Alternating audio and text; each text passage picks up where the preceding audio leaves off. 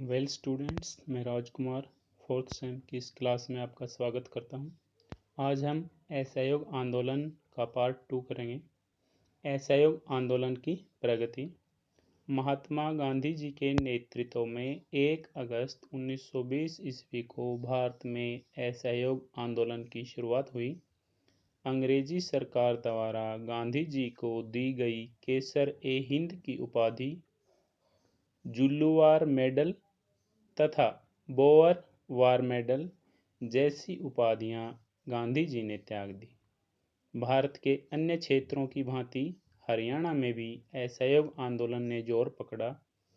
हरियाणा में असहयोग आंदोलन की प्रगति का शीर्षकवार ब्यौरा इस प्रकार है। पहला पॉइंट इसमें हम बनाएंगे, करनाल में राजनीतिक सम्मेलन। अक्टूबर 1920 ईस्वी में करनाल में एक राजनीतिक सम्मेलन हुआ।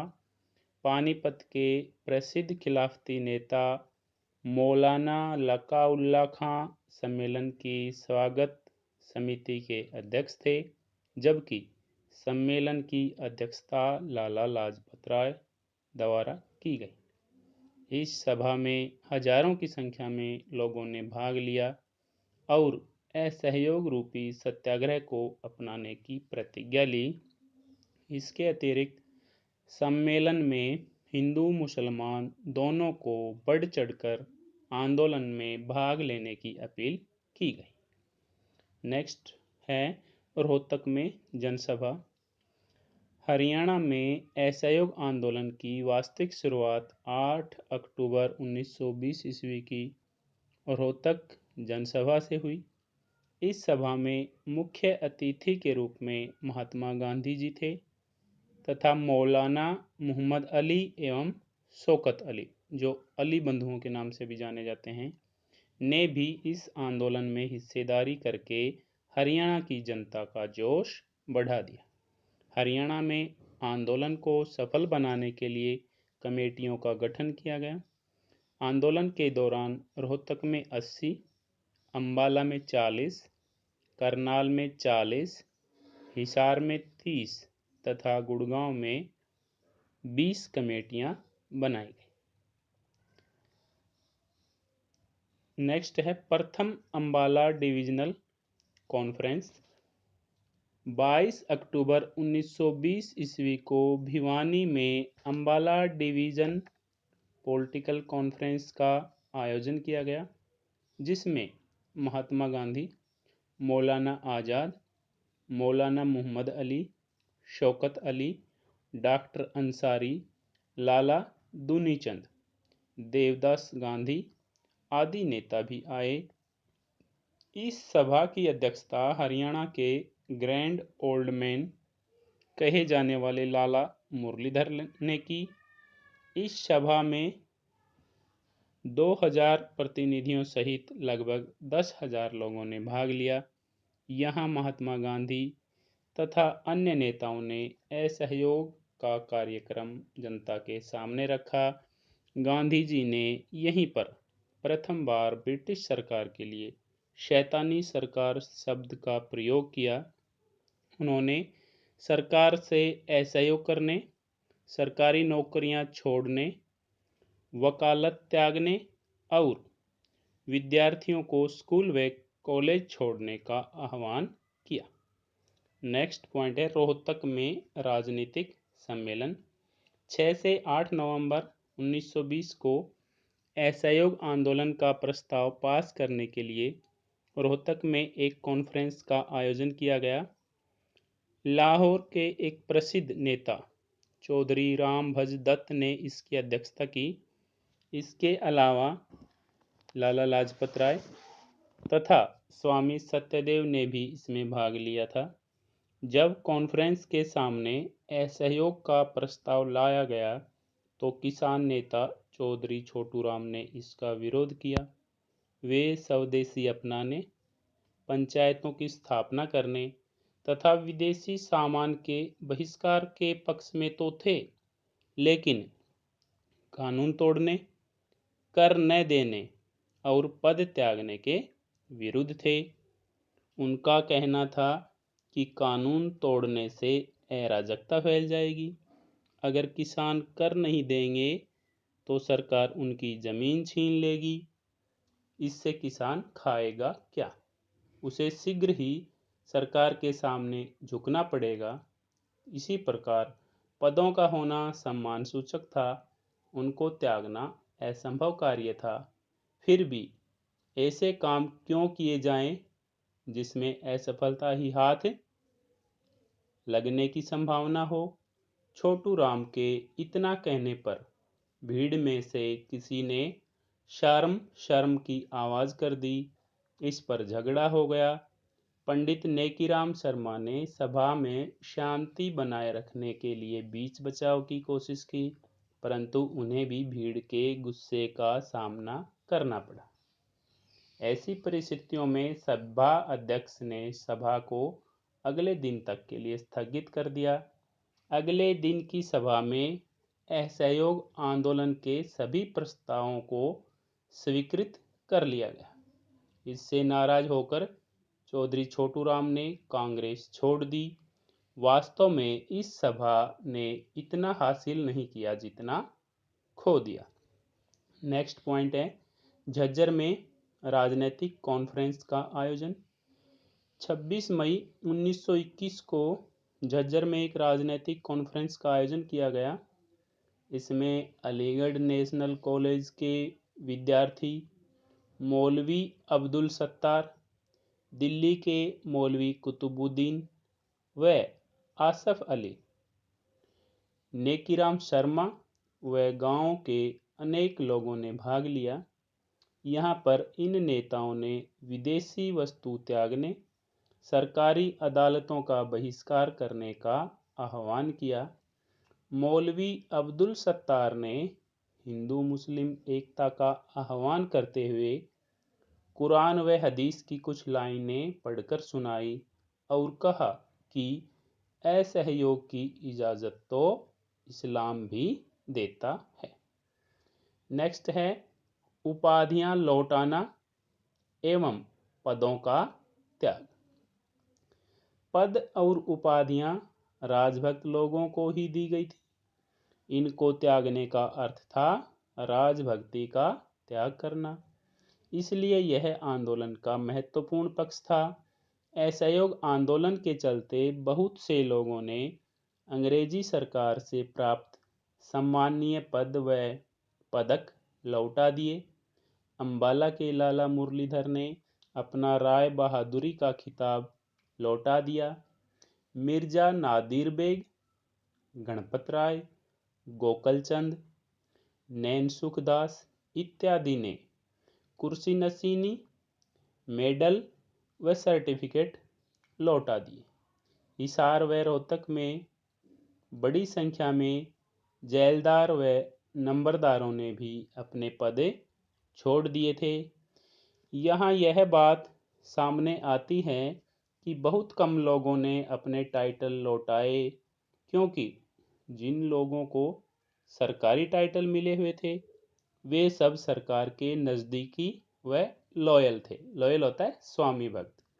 फिर भी यहाँ अंग्रेजी सरकार के लिए यह एक चिंता का विषय था।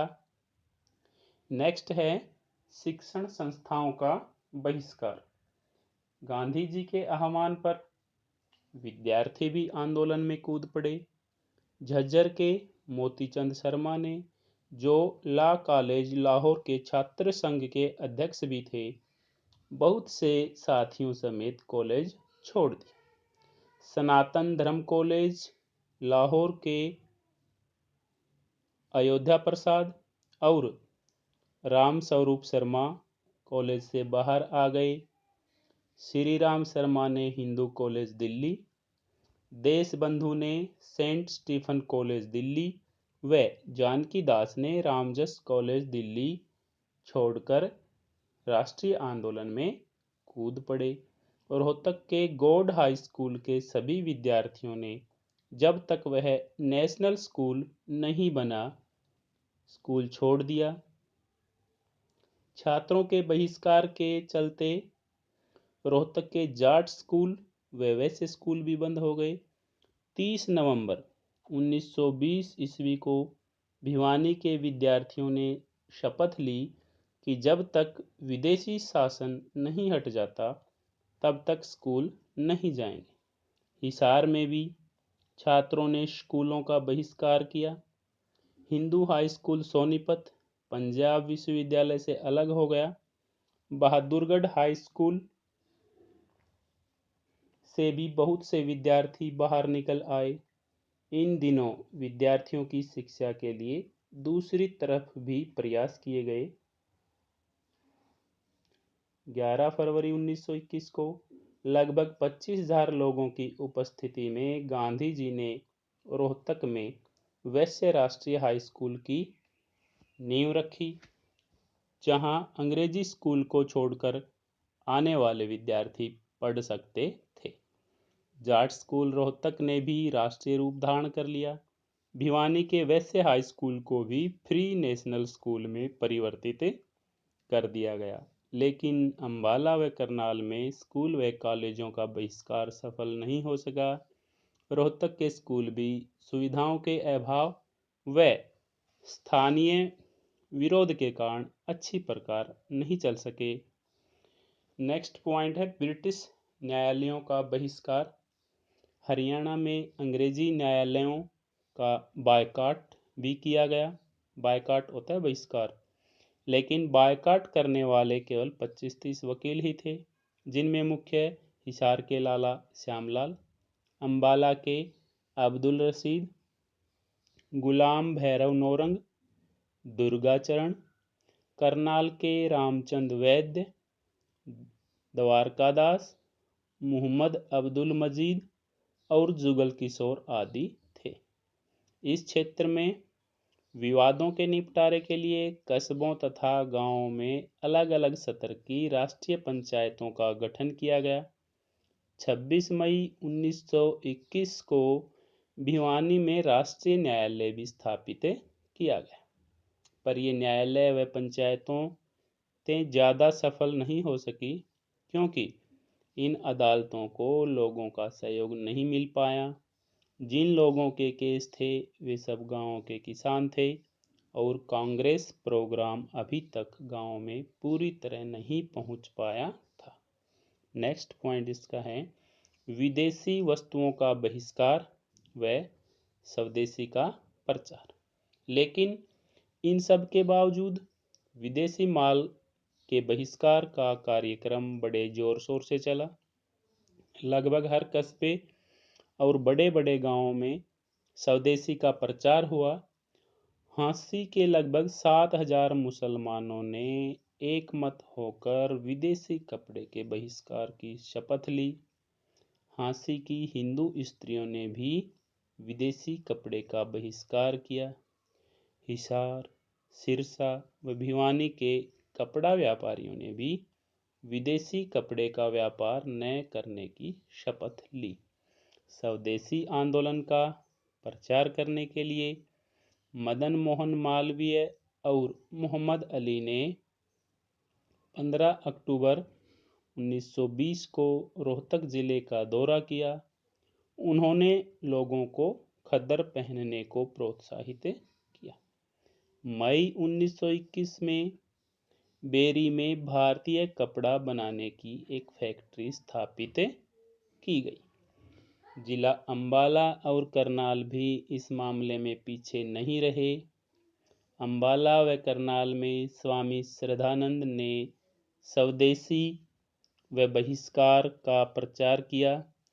उन्होंने स्वदेशी तथा बहिष्कार को राष्ट्रीय धर्म बताकर उसका पालन करने का निवेदन किया। करनाल में 400 लोगों ने स्वदेशी अपनाने की शपथ ली। करनाल में खादी की प्रदर्शनी भी लगी। इसमें अच्छी खादी बनाने वालों को उचित इनाम दिया गया। रेवाड़ी में एक शादी स्थगित करनी पड़ी, क्योंकि वर ने विदेशी वस्त्र और आभूषणों में लिपटी वधू से विवाह करने से इनकार कर दिया। रोहतक व भिवानी में विदेशी कपड़ों की होली भी जलाई गई। नेक्स्ट है शराब की दुकानों पर पिकेटिंग होता है धरना प्रदर्शन। शराब की बिक्री ना हो इसके प्रयास भी किए गए। शराब की दुकानों पर कांग्रेस के कार्यकर्ता पहरा देते थे। रोहतक में शराब के ठेके की वार्षिक नीलामी के समय कोई बोली देने नहीं आया। अंबाला में शराब की दुकानों को पूरी तरह घेर लिया। हिसार की म्यूनिसिपल कमेटी ने सरकार को नोटिस दिया कि वह उसकी सीमा में शराब की बिक्री बंद कर दे। हिसार में ही जब वॉलंटियर्स शराब के ठेके की नीलामी के समय बोली देने वालों को रोक रहे थे तो उन पर पुलिस ने लाठीचार्ज किया, लेकिन फिर भी दुकानों की बोली नहीं हो सकी। नेक्स्ट पॉइंट है कौंसिल चुनावों का बहिष्कार। नई पंजाब कौंसिल के चुनाव का भी बहिष्कार किया गया क्योंकि उस समय हरियाणा वो पंजाब प्रांत का एक हिस्सा था। कांग्रेस के नेता पंडित नेकीराम शर्मा ने इस विषय पर हिसार, भिवानी व सिरसा की यात्राएं की तथा वहां के लोगों से अपील की कि वे इन चुनावों का हर हाल में बहिष्कार करें। उनकी अपील का असर भी देखने को मिला जब के देसाई, श्यामलाल, जुगल किशोर, हरनाम सिंह व लाला दुनीचंद ने इन चुनावों में भाग नहीं लिया। बहुत से मतदाताओं ने चुनाव में मत ही नहीं डाले। नेक्स्ट है आंदोलन का दमन। हरियाणा में असहयोग आंदोलन के बढ़ते हुए कार्यक्रम से सरकार की बेचैनी बढ़ गई। सरकार ने इससे जुड़े नेताओं और कार्यकर्ताओं की गिरफ्तारी शुरू कर दी। सर्वप्रथम हिसार से नेकीराम शर्मा को गिरफ्तार कर जेल में डाल दिया गया। वहां पर उन्हें यातनाएं दी गई। उसके बाद लाला श्यामलाल, सत्याग्रही लाला मेवाराम, लाला गोकलचंद, के देसाई, चौधरी अखेराम, लाला देवी सहाय व 60 अन्य कार्यकर्ताओं को गिरफ्तार किया गया। रोहतक जिले से श्री राम शर्मा, हकीम बशीर अहमद खां, मास्टर बलदेव सिंह, चौधरी हरफूल सिंह सहित 40 लोगों को गिरफ्तार कर लिया। इनमें से अधिकांश को हिसार जेल में रखा गया। इस प्रकार सारे हरियाणा में सरकार ने कोई 500 लोगों को गिरफ्तार किया। पुलिस ने इन लोगों पर बड़े भारी अत्याचार किए, लेकिन इससे आंदोलन पर कोई विशेष फर्क नहीं पड़ा। एक नेता की गिरफ्तारी पर दूसरा नेता उसकी जगह ले लेता था और वातावरण हर प्रकार से पहले जैसा ही बना रहता था। नेक्स्ट है आंदोलन की समाप्ति। सरकारी दमन बढ़ रहा था। हरियाणा की तरह अन्य प्रदेशों में भी गिरफ्तारियां हो रही थी, लेकिन जब आंदोलन पूरे जोश पर था तो चोरा चोरी नामक स्थान पर, जो उत्तर प्रदेश में गोरखपुर जिले में है, एक हिंसात्मक घटना हो गई। एक थानेदार ने वहां कुछ लोगों को पीट दिया। इससे उत्तेजित भीड़ ने 5 फरवरी 1922 ईस्वी को थानेदार व 21 सिपाहियों को थाने में बंद करके जीवित जला दिया। जब गांधी जी को इस घटना का पता चला तो उन्होंने आंदोलन स्थगित कर दिया। नेक्स्ट है महत्व।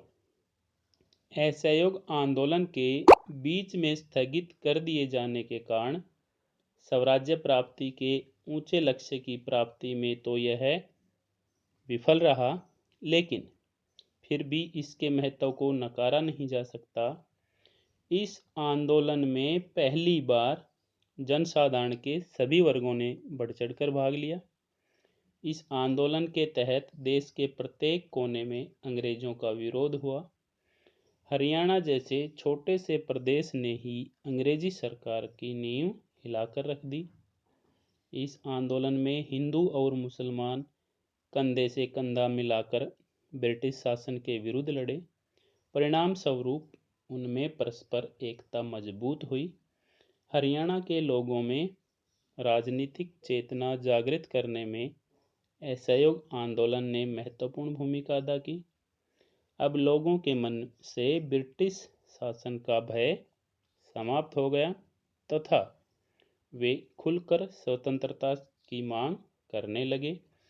स्वदेशी आंदोलन ने हरियाणा के समाज को एक नया स्वरूप प्रदान किया।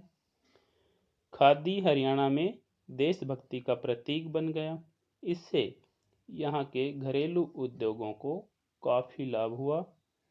हरियाणा जैसे पिछड़े क्षेत्र में भी स्त्रियों ने आंदोलन में बढ़ चढ़कर भाग लिया। इससे उनमें एक नया आत्मविश्वास पैदा हुआ। इस आंदोलन के कारण कांग्रेस आम वर्ग की पार्टी बन गई। असहयोग आंदोलन के कारण छुआछूत तथा मद्यपान होता है शराब पीना, जैसी सामाजिक बुराइयों को भी दूर करने में सहायता मिली। आज के इस चैप्टर में इतना ही। Okay, thank you.